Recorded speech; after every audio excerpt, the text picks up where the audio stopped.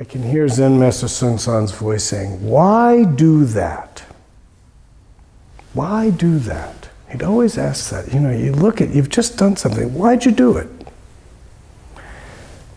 But in this case, I'm taking it as, what is my intention going into whatever situation I'm going into?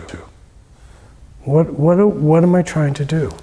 And if the intention is to bring great doubt, if the intention is to open up the narrative, to crack it open, if the intention is to be in the experience, not thinking the experience, then that shapes the world we live in.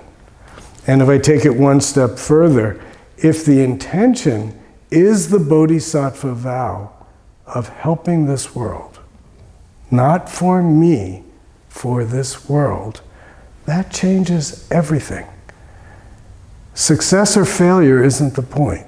Yeah, sometimes my selfish desire is stronger than my intention. And then my practice is to acknowledge that, to see it, to be honest about it, and not turn it into a bat to beat myself over the head with, but to deepen my practice. Everything is fodder for practice. Use everything.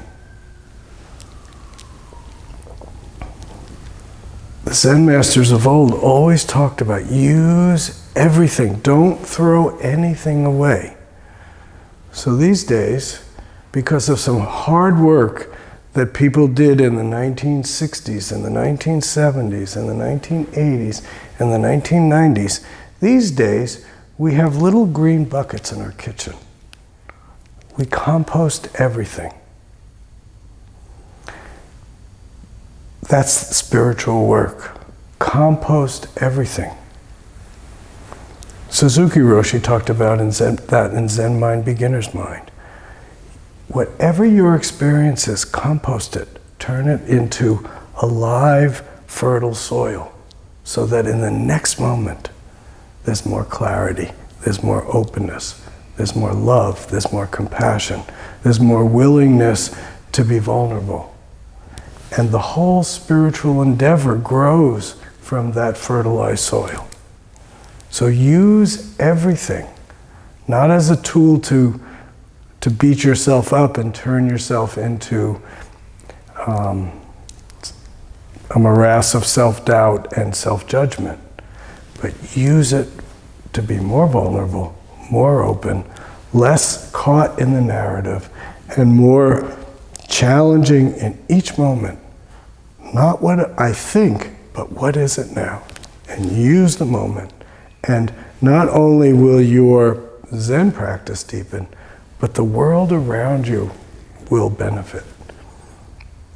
And as I like to say very often, peace doesn't come from outside. Our leadership isn't going to give us peace. Peace is going to come from our everyday expression of who we are. And that's what Zen's about.